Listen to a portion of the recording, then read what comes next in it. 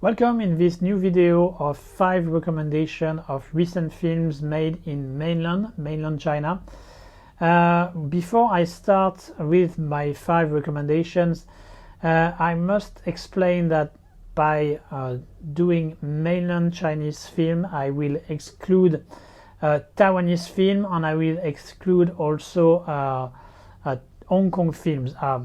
As you will see, there are going to be a few exceptions to this rule, and I will actually have a couple of films which are actually produced or co-produced with Hong Kong, and for one with Taiwan, but each time I will justify this, and for the most part I've tried as much as possible to avoid to have this kind of co-productions. But at the end of the day, I want to recommend you good films, and it happens that the one which are really good are in this case co-productions, so I will justify each time when that's the case. And that brings me to the second point I wanted to emphasize before starting this video. It's that I actually had a very tough time doing this selection. That's why this video of recent recommendation, the last one I've done, is about mainland China. It's not a problem of quantity. Mainland actually nowadays is producing a lot of films, and it's all about the quality. There are a lot of films which are being produced, but an awful lot of them are extremely generic, extremely basic. They are not necessarily bad. Of course, there are some bad films in the lot, but many of them, their main problem is that they are just a bit conventional. And in order to prepare this video, so I've watched a lot of films, and I've not limited myself to the films which are being released in theaters. I've also tried to watch many films which are produced directly for the streaming platform. China has nowadays very active streaming platforms with a lot of films being produced specifically for them, like it is the case in the world with Netflix, for example. And so there has been a new kind of ecosystem which has developed those last few years, producing films directly for those platforms. So I watched a lot of them as well in order to prepare for this video, and I will probably do a specific video about that one day, because I think it's an interesting subject, an interesting evolution of the Chinese film industry. But once again, for the most part, these films were not worthy of a strong recommendation, in my opinion. But anyway, as I said, in order to have enough films for me to recommend, I ended up watching many Chinese recent films, and at the end of the day, I actually had a bit more than 5. So I had to exclude 3 from the selections, but I still think they are good films. So I'm going to mention them anyway and talk about them very quickly compared to the 5 others, which I will go into much more detail. But because they are good films, as I said, I still think you can keep exploring. You can go watch them anyway. And so the 3 films which I didn't include in the final selections are the first one being Better Days, and Better Days is an illustration of what I was saying earlier in this video, because it is a co-production. It is a co-production with Hong Kong, with a Hong Kong director behind the camera, that is Derek Tsang with the son of Eric Tsang, and who has been so far a quite successful actor, and who is also developing into a very fine filmmaker. He already did another film in mainland before, a film which I was discussing with composer Yusuke Atano. If you can check the interview I did with Yusuke Atano, in which he's talking about composing for this film. And Better Days is his most recent work, and it was quite a successful commercially, and it's despite being a co-production with Hong Kong, it's a film which is completely mainland in its setting and its culture. It's really a film which is mainland centered, and so that's why I include it in this specific list of recommendation. And the movie deals about a young student who is preparing for the final exam of high school life, and that exam is extremely important because that's the door for university, and that's obviously a very important thing for her because she comes from a single mother family, and she is not having a lot of money, so it's a way for her to rise socially. So it's extremely important, and so she's working very hard in order to achieve this exam, to manage to pass this exam. Unfortunately, she will encounter another difficulty that is bullying from her classmate, and she will find some help in the presence of a rogue, a guy a bit older than her, but with a bit working underground, doing things illegal, but he is going to help her to face the threat of this bullying. And so it's a movie which has good art, good intentions, because bullying is a problem, of course, in China, but also a problem all over the world. So that's always good to raise awareness about it.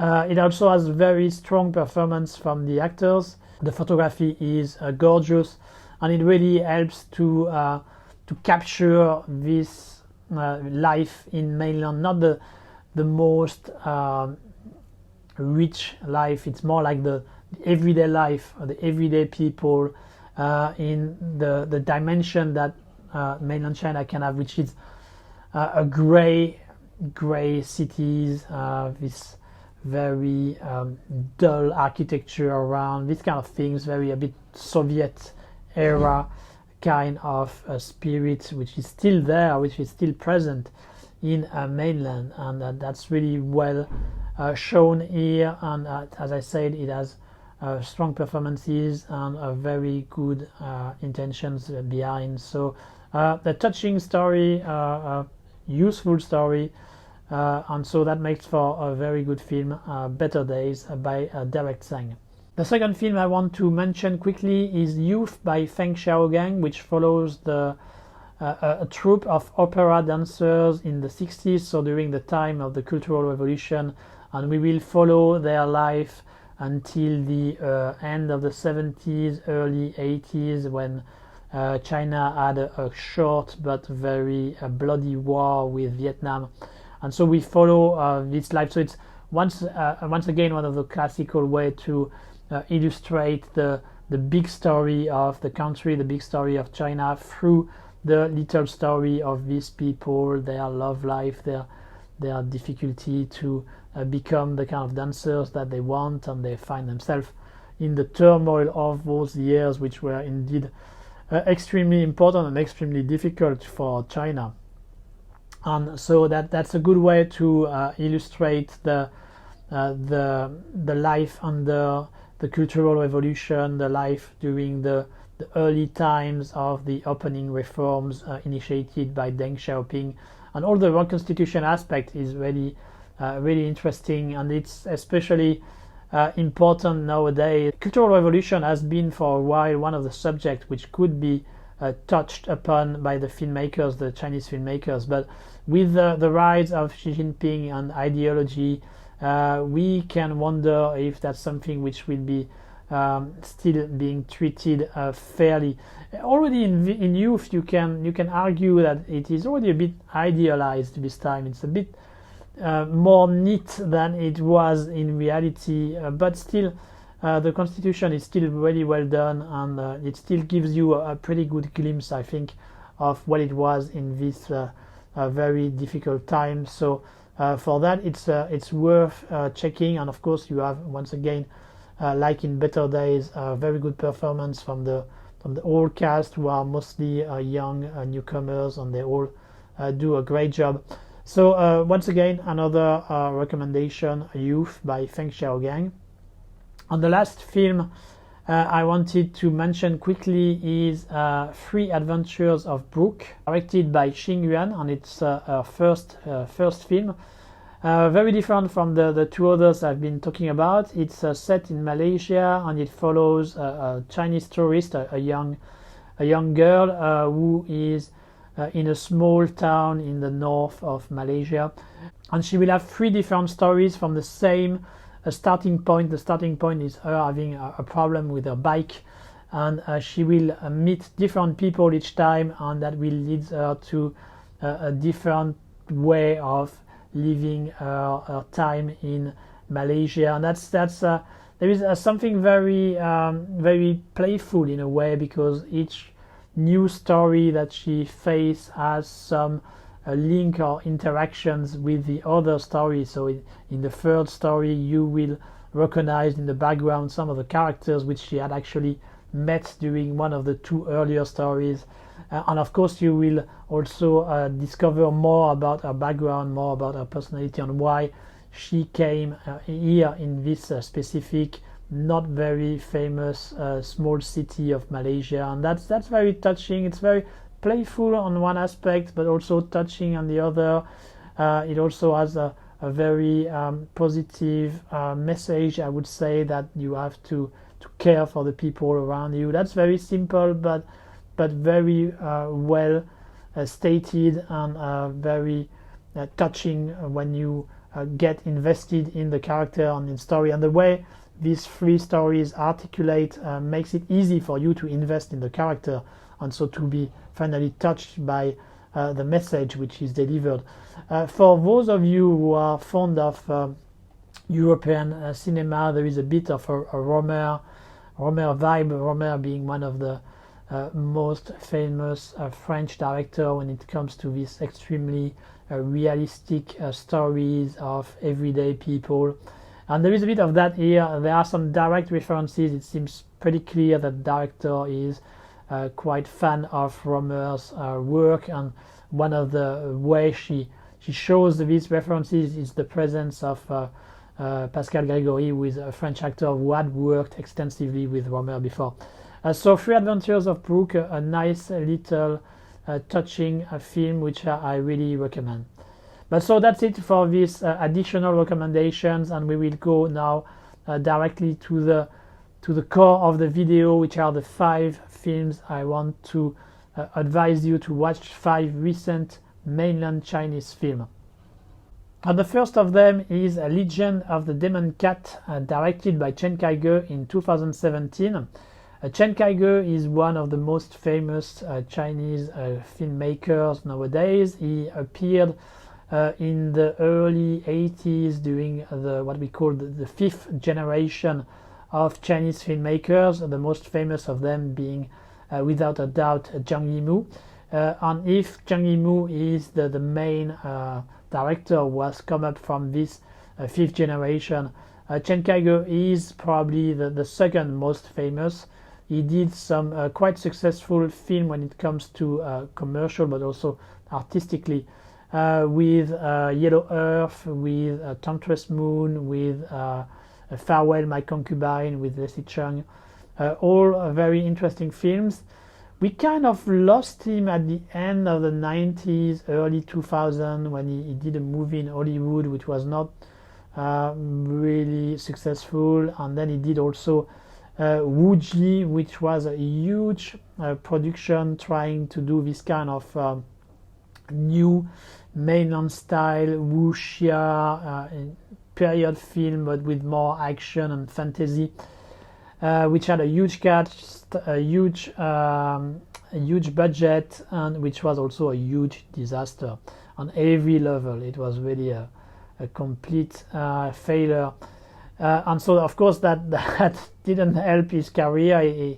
He had to lick his wound for a few years after this film, especially while some of his other filmmakers, of his colleagues like Zhang Yimou, had much more success with films like Hero or the Curse of the Golden Flower, these kind of films. So he had to lay low for a little while, but he came back later, and he did some interesting film. I especially like Sacrifice, which he did around 2000 with Vincent Zhao among others, which has an interesting take on vengeance in my opinion. and which has also a great reconstitution of the time. I mean, all the artistic direction is very well made in Sacrifice. So he showed that it still had the capacity to do some good films. And Legend of the Demon Cat is another proof of that. When it comes to its genre, it really belongs to this period film, I would say rich period film, where the goal is to really impress visually the audience, and so to have the most incredible costumes, to have a lot of very impressive locations, to show China as its best, the China of old in this case, because the film is during the Tang Dynasty, the Tang Dynasty being one of the most successful dynasty of the Chinese history. And so on that aspect, Legend of the Demon Cat is a great success. The photography is very colorful, all the costumes are extremely well done. It's visually stunning on many aspects, and it may be a flaw for some of you, because sometimes it relies maybe a bit too much on all these great visuals, and it can border kitsch at some moments, because it wants to really do too much on the visuals, but still you cannot deny that there is a real capacities when it comes to create the costume, when it comes to create the sets, when it comes to being able to show them off the best way possible in the photography, in the travelings, the moves of the camera, in the framing, all these aspects. And there are also a lot of special effects in order to help enhance those aspects. Why we can be critical of Chinese movie special effects in general, there is no denying that they have made some huge progress, and nowadays they are able to have some pretty good CGI special effects. And Legend of the Demon Cat is once again here pretty good in this department. It really shows how much road have been made by the Chinese film industry, and that nowadays, when there is the money, when there is the talent, and when there is the intention, they can really deliver some great stuff on that aspect. The film is actually once again a co-production. Once again, I'm breaking the rule that I set earlier, saying I would try to avoid having co-production as much as I could, but in this case, it's a co-production with Hong Kong and Japan. The Hong Kong part is actually only technical. It's mostly money and a couple of talent behind the scene, but it's really very limited. So it's still mostly a Chinese type of film. The Japanese aspect of the co-production is much more important, because it is an adaptation of a Japanese book written by Bao Yumemura, which was quite a success in Japan and also in China. And so here we have, for the story, we have actually a monk, a Japanese monk who has come to China to study, and who has to team up with a former Chinese official in order to solve a series of murder, which only link seems to be the presence of a black cat. And so they are going to investigate these murders. And there is a nice little dynamic between these two characters. They are well interpreted by their respective actors. Of course, the Japanese character is played by a Japanese actor. And that's interesting to have this way of having Japanese characters and Chinese characters interact, because too often for real historical reasons, and also for political, ideological reasons, Japanese are shown in a very bad light in Chinese cinema. And so that's nice to have a change, and to see to have Japanese characters shown in a positive light, and to have an interesting dynamic between this Japanese and this Chinese, and using each of their own qualities in order to solve this murder series.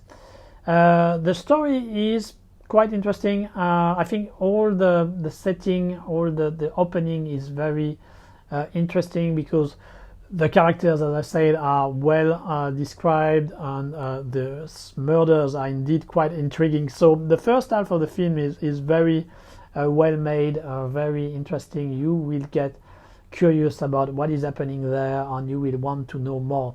The second part is a bit more conventional when you finally get the answers behind the murders. It's still well done. You will still find it interesting enough, but to be honest, it's less well handled than the first part when all the elements are being put in place.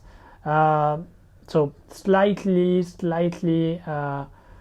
disappointing on that aspect, but still worth checking it. You have been invested enough in the early stage of the story for you to find the conclusion satisfying to a certain degree. Maybe not as satisfying as it could have been potentially, but still satisfying. And so for all these reasons, I think Legend of the Demon Cat is a good recommendation. It's a good recommendation for those of you who like this kind of Chinese period film with a lot of impressive display when it comes to the visual especially. So yeah, Legend of the Demon Cat 2017 by Chen Kaige. Check it out. The second film I want to recommend was made in 2018, and it's called A Family Tour, and it was directed by Liang Ying. A Family Tour is the most controversial film I'm going to talk about here because technically it's not a mainland film. It is a co-production between Hong Kong, Singapore, Taiwan and Malaysia. So why is it in this selection? You are going to understand based on the story of the film. So the story of the film follows a director, a young, a middle-aged director, a woman who had been directed film in mainland and who had been banned from mainland because she refused to modify the film to follow the instructions of the censorship because she wanted to be true to her vision and to the things that she was denouncing in the film. And so she refused to change the film she had made, and for this reason she was banned from mainland. And so she now lives in Hong Kong, which is something which was possible before the introduction of the national security law. I think nowadays you probably could not have the same concept that in A Family Tour, because it would be much less safe for someone to be in Hong Kong nowadays than it was at least 2 years ago. And so this director, because she has been banned from mainland, cannot see her family and her friends back there. She's living with her husband in Hong Kong and with their son, but she cannot go back to mainland. And of course she cannot see her mother, and that's the most difficult part of her life. And in order to see her mother, and so that her mother can see also her grandson, she goes to Taiwan. And in order for this mother of her to come to Taiwan, she takes part in a group tour, because you may not know that, but there are some strict regulations for mainland people to exit the country, and some of them can do it only when they are part of a group tour. And so she has to be in one of those group tours to Taipei, while the main protagonist and her family go to Taipei to attend a film festival in which she has her last film being shown.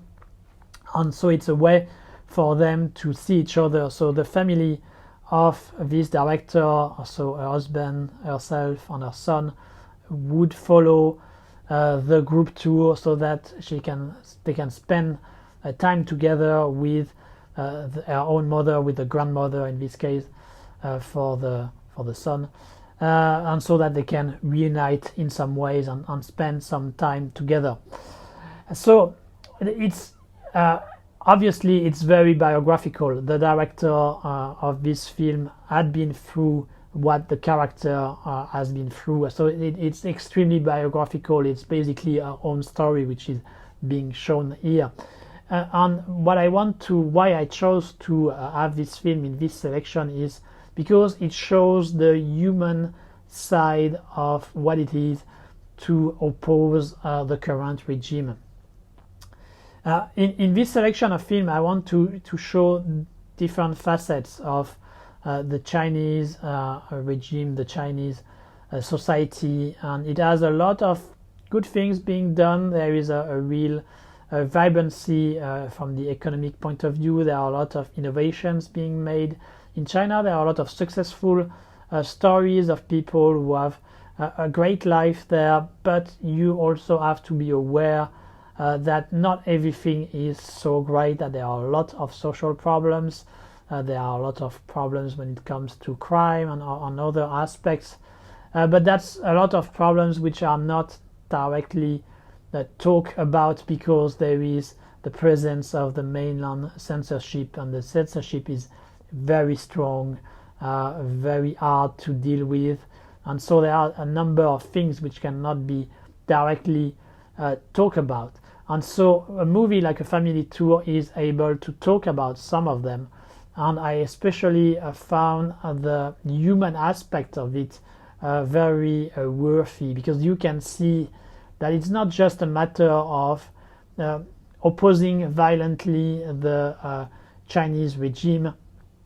The character here is not someone who was asking for the Chinese Communist Party to go away, to dissolve, and to for China to have a democracy or stuff like this. She was not really one of these kind of political activists. She was just someone who wanted to be true to the work she has done, wanted to be true to some problems that she has seen when she made a film, and that she wanted to show some light to about environment, about some issues, real issues that there is in China nowadays.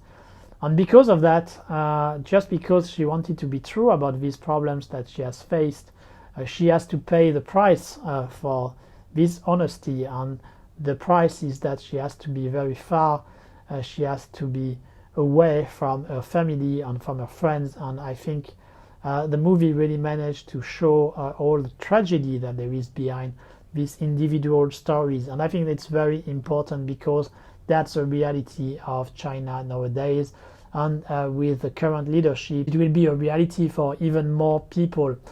And as I say, there is really a human factor there, and you touch it with A Family Tour, and I think that's very important. And the film itself is very touching because obviously you can feel the reality, you can feel the biographical elements in it, and the reality that it is, the sadness there is of having to be separated from the people you love and the people who love you because of these political factors. And so for all these reasons, I think A Family Tour deserves to be in this selection, despite not being officially a mainland Chinese film, and because it is by itself a very touching story, and I think it will help you to understand better China nowadays. A third film I'm going to recommend is really completely different, and I've already made some recommendations for it in some previous video, but I'm going to go once again on the front in order to defend the film, and that's Wandering Earth by Frank Guo, released in 2019.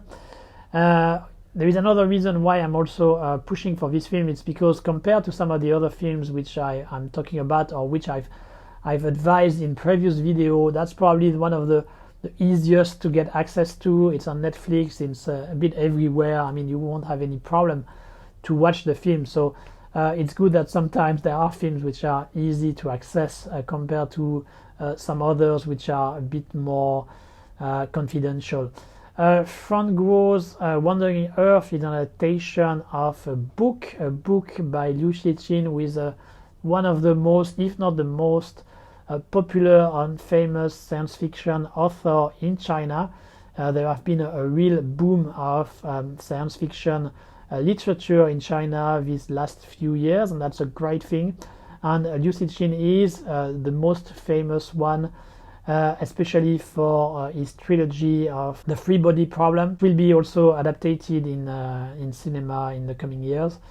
On the Wandering Earth, we have Earth, the sun, our sun, which is going to die very soon, and for this reason humanity must find a way to survive, and the solution they come up with is to build some powerful reactors all over the Earth and to basically transform Earth into a giant spaceship. And so with this modification made to Earth, they move Earth and they try to look for another system with the sun in which we could once again prosper and just live normally. And so we follow Earth during this journey, during a part of this journey. Earth, of course, being far away from its sun, has become basically an ice globe. And people are living in some cities underground, and so that's what it describes. And of course, there will be a problem during the journey, and the characters will have to act in order to save Earth and manage to have the journey completed. So if I'm talking about this movie again, and if I recommend it, it's because I want to give a bit more context. I've seen many people criticizing the film, saying, well, it's not that different from what Hollywood would have been doing from other films of science fiction made in the US. And to some extent, that's true. I mean, it's not that original. It has a bit of a disaster movie vibe, and there have been already some of these ideas, some of these visuals in previous Hollywood films. But that's exactly the point, actually, because science fiction in Chinese cinema was something completely foreign for a very long time. It's really new for Chinese cinema to produce science fiction films. That's a very new factor on the fact that they are able to do something which is actually at the same level or very close from Hollywood film is a great achievement. They basically started from zero, and here with Wandering Earth they are able to have a story which is completely science fiction. It completely assumes its science fiction aspect. It's not something about or we are going to see the future of 5 minutes and then someone is going to be back in time, and actually most of the action will be in the past. It's not this kind of fake science fiction. It's not exactly fake science fiction, but it's a way to avoid the problem of visualizing a future. And here that's not the case. Here it's really assumes its concept, science fiction concepts from the beginning to the end. A science fiction concept which is actually a bit close to what Ishiro Honda has done a few years earlier in the 60s. Ishiro Honda had directed a film called Gorath, in which a giant asteroid was going to crash into the Earth, and so in order to avoid this problem they were creating a lot of reactors on the surface of Earth so that they could move a little bit the planet, and so it avoided the collision. So it's a similar concept, but with Wandering Earth we go one step even further with traveling, with transforming the Earth into a real spaceship and traveling with it. So it goes even further, and I really like personally that they completely go full range into the science fiction aspect. They don't shy away, they don't try to make something in between. No, it's a real science fiction story, and it's treated seriously, and I really appreciate the concept. So you have to accept the point, the departure point. You have to accept the original concept, which can be a bit hard to swallow. It's hard to believe that we would be able to transform Earth into a spaceship like this. But once you accept this premise, I think you can really enjoy the film, and you can really take it for what it is. That is a pure science fiction story, and with great visuals. They were able to really have top quality CGI, which once again, as I said in Legend of the Demon Cat, if you have been following Chinese cinema, you know that was not a given, and you know that there were very bad CGI in their production for a very long time, but they have finally reached a point where they are able to compete with other cinematography, with other cinema all over the world, and of course with Hollywood being the main one, the main target, the main objective. And that's a good thing. That's really a great thing, and they are able to create an interesting alternative to Hollywood. So there is still some progress which can be made about the development of the characters, about these kind of things. The film is not perfect, but it's still a very good science fiction proposal there. And I think it's especially important to have alternatives, because for a very long time Hollywood, the US, have been the best when it comes to science fiction. They are really the best when it comes to doing films, science fiction films. And there are some, I think it's important that we have some alternatives, that there must be some other way to look at science fiction all over the world, not just in China, but also in Europe, but also in Russia. And there have been some good science fiction film from Russia also recently, and so there are some alternatives being developed, and this way you can have something a bit different, about a different future for humanity, not just under the vision of the US, which have of course their own cultural bias, their own political bias, and you can argue that for some aspects of it that's a good thing to have. But I think it's important that we have also some alternatives, some other views about what could be the future. And it's nice to see China participating in this debate and having an interesting take of it in Wandering Earth, with people living in a China of the future in a way. And especially I think that's especially interesting because the propaganda aspects are not too present here, and it's a bit of a surprise. With the more the budget is important in a Chinese film, the more you can expect the censorship will be present, and you could expect here there would be a huge amount of nationalism, and they would try to promote an idea of China being the main superpower, and all the others have to follow, and they are grateful for the leadership of China. And it's not so much the case. There is a little bit of that. Of course, you are following Chinese characters. They are the stars of the film, but that's a given when you are watching a movie made by China. You would not expect something else from any other industry. If you are watching a science fiction film made in France, it will be with French characters. If you are watching one being made in the US, it will be with American characters. That's a given. So China is no different there, and there is no reason for them to be different. They should do it. It's with Chinese characters. That's perfectly normal. But at the same time, they are not the one who are the only one who save the day and who are the most intelligent. They are more intelligent than the others. They are more successful than the others, and all the others, they suck and they follow the leadership of China.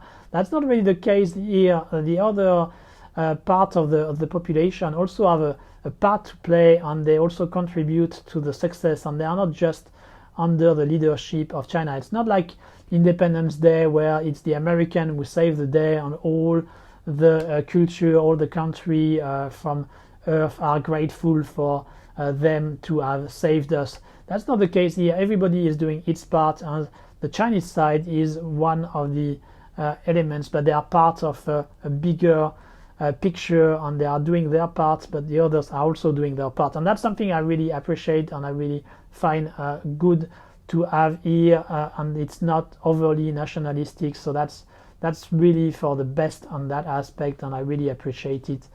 And I think that's one of the points which makes Wandering Earth an interesting alternative to Hollywood science fiction film, and that's why I recommend you watch it, and I recommend you watch it with keeping in mind the fact that it is still a very new genre in the Chinese cinema landscape. A fourth recommendation is a movie made in 2019, and it's The Wild Goose Lake by Diao Yinan. Diao Yinan has already made his mark, I would say, as one of the most interesting young filmmakers, new filmmakers in the Chinese film industry. Once again, I don't follow exactly the rule I've tried to set at the beginning of this video, because it is once again a co-production. I'm sorry about that. Here it's a co-production with France. But once again, the co-production aspect is not that important, because the French contribution was probably more on the distribution, on the financing of the film, and there is actually no French vibe in the film. It's still a very mainland film, so that's why I include it in this series of recommendation. And with The Wild Goose Lake, you follow a character who has just been released from prison and who is involved into stealing motorbikes, and he finds himself into a gang of motorbike thieves, and there is a war between the different gangs doing this activity in the city, the fairly small city in which he is, and there will be some fights between the gang for the territory, and he ends up killing a police officer during one of those fights almost by accident, and so he becomes a fugitive, and he has to find a way to survive, and he's going to meet different characters in order to help him in his quest to survive. What is interesting in The Wild Goose Lake is first the fact that it is basically a thriller, a gangster story, and that's not something which is that easy to do in China because, once again, of the censorship.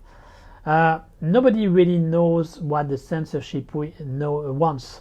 That's one of the incredible things when you study Chinese cinema. It's that there is a huge censorship, but there is no clear guideline about what is allowed and what is not. So the filmmakers, the producer, have to be very careful when they are doing films. They have to try to guess what is the things which are accepted nowadays and what is not, so that they avoid wasting resources developing projects which are not going to be made at the end. And so when you are doing a film in China, you have to submit your scenario, you have to submit your script to the censorship for it to be allowed by the censorship, and then you have to give the final cut of the film to the censorship for them once again to accept what you have done. So there may be actually some differences between the two. You may have actually followed faithfully your script and still end up having some objections at the final stage because the regulations, because the law, because the instructions from the leadership in Beijing, in Xi Jinping and others have changed, and so some things which would have been allowed before can become illegal after. So that's the kind of things which the Chinese filmmakers have to deal with, and it's obviously a pain in the ass, even if they won't say it very openly, because that's the way they have to deal. That's the things they have to deal with, and they still want to have a career, which is perfectly understandable. But that's the thing they have to deal with, and so it's very hard for this reason to do films which deal with criminality in China. And so I'm always amazed when filmmakers in China manage to deal with this kind of topic, and Diao Yinan here managed to talk about that, to talk about this kind of thieves, little criminals we are in China, which are a reality of China, but which censorship in general doesn't really want you to know about, and so they are very restrictive, very annoying when you are doing stories about such subjects. So I guess there may have been some change in the scenario. Diao Yinan has probably had to accommodate the will of the censorship, but in any case he managed to deal with this subject, so it's already a big achievement we have to give him credit for. Maybe the fact that it was a co-production with France also helps in this department. Sometimes when you have co-production, the censorship can be a bit more lenient because they know it's going to be shown in festival and stuff, and there are some things which they may not necessarily like, but which can be successful in this kind of film circuit, and they are ready to compromise a little bit more. And so anyway, that's once again a very good thing here to have this kind of underworld being shown. And that's already one of the big assets the film has to propose. The other thing which makes The White Goose Lake a really interesting film to watch is the directing skills of Diao Yinan. He's a very talented director. He has a strong visual sense, and the way he directs is really great. He's able to show all this underworld and the least successful part of the Chinese population, but in a very attractive light. I mean, there is a real sense of playing with the most of the film is taking place during the night, so he has some great lightnings. He's really playing with the neons which are around.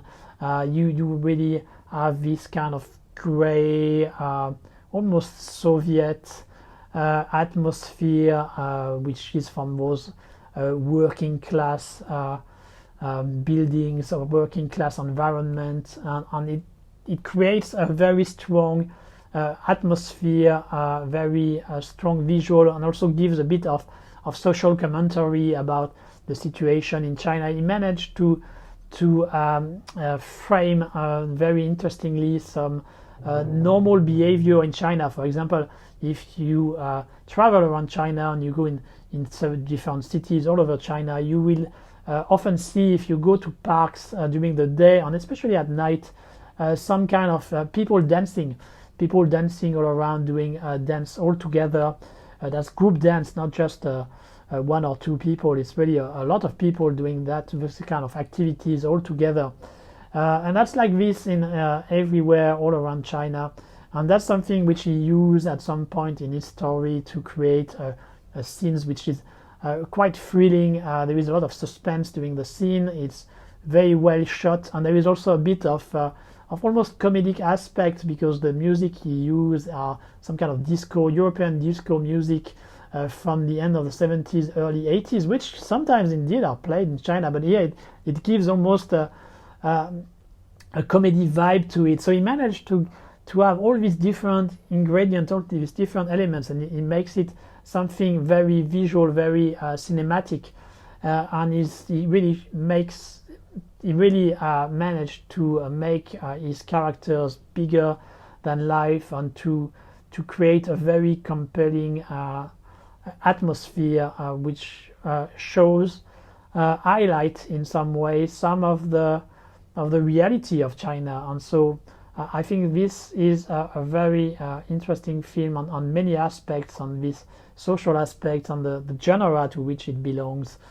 For the characters it has, they are quite fascinating, and also for all this visual maestria that he is able to show. If you like some very well mastered scenes, some the real directing skills to its full effect, you will have some very nice moments. The White Goose Lake. So I really advise you to watch it once again with the other movie I've.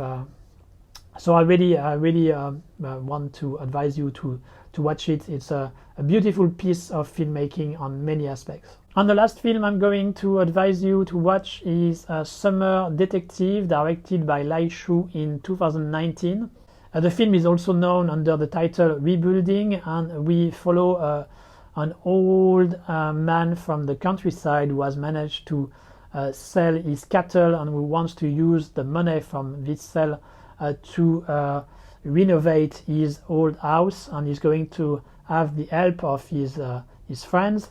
And during this process, unfortunately, one of his friends is going to have an accident when he was going to shop and to cook for the people who were working on the renovation, and he has to go to hospital. He has to be hospitalized, and if you are a bit familiar with China, you probably know that hospitalization in China is extremely expensive. It's a bit like the US on that aspect, and so of course it's a big problem for the friends that they have to pay for him to get better, and they are going to start investigate how this accident happened, because the police is not extremely helpful, and they want to find by themselves the one who created the accident, so that he can pay for the cost of the hospitalization. And so this movie has several aspects which I find very interesting. First, you have once again, like in White Goose Lake, a bit of a social commentary, because it highlights some of the problems, the real everyday problem that there is in China. And here the main problem there is obviously on the access to health, the access to medical infrastructures, to medical care, and that's a real problem there is nowadays, and which hasn't been solved, and which probably will take a huge amount of time and money to be solved, if they ever manage to achieve that. And so here it's a very simple illustration, but very convincing of the everyday difficulty that it creates. You also have a bit of the inefficiency of the Chinese bureaucracy through the hospital, but also through the police, and that's another reality of China nowadays. So all these social elements are very true, they ring true, and they are illustrated in a very convincing way, and very low-key way. The other aspect which makes it interesting, in my opinion, is that it's actually a comedy, and that's very interesting, because it's not outright in your face, completely crazy comedy. It's not Stephen Chow. It's not this kind of comedy. It's not trying to be completely crazy.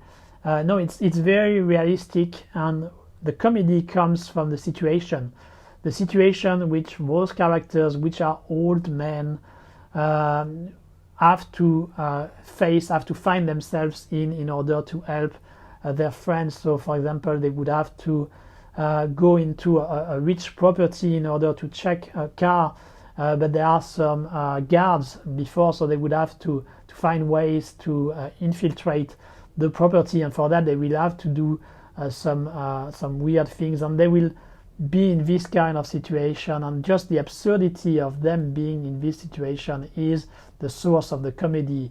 It remains quite realistic, but because of what they have to do, it becomes also comedic, and it's quite funny. It's not the kind of crazy laugh you will have elsewhere in some other more directly comedic oriented films, but still you will have a few chuckles, you will have quite a few smiles and laugh because of what they have to do. And it's even stronger because of the actors. The actors are actually all amateur actors. They are really people who have been in the field, who have worked all their lives, and you can see it in their face. They have very strong face. You can see all the difficulty they had in life, and I think that helps the film. It really brings once again more realism, ground the film in the reality of the country, and that actually at the same time makes the comedy even stronger, because most of these actors are very stoic. Most of the situation, even if they are absurd, they remain quite low in the expression of the emotions. But I think it works for the best in the film. It could be potentially it could harm the film, but actually I think it enhances the film. It makes it even more funny in a way, and even more realistic on the other hand. So it managed to play on both sides, which is not easy. It could easily go more in one way or the other, but I think the film managed to find the right balance between these different aspects which I've been talking about, the social aspect, the realism aspect, and also the comedy aspect. And so that makes for a very very enjoyable film to watch, very modest, very low key, but it managed to deliver on all the elements which it has in its story, and to really makes for a very interesting film to watch. So that's the fifth and final recommendation I'm making you, a Summer Detective, really a nice little film which I'm sure you will have a lot of pleasure watching. That's it for this selection of 5, almost 8 recent Chinese film to watch. I hope you will find some of its recommendation interesting. I hope, as usual, you will check some of the films I've talked about, and I hope you will enjoy them as much as I did. Feel free to give some other recommendation in the comment section below. Feel free to argue with some of the choices I've made. You are perfectly entitled to your own opinion and to disagree with some of the recommendation I've made. We can have some interesting discussions as well here, and I will find you very soon in some other video on the House of Asian Cinema. Until then, take care.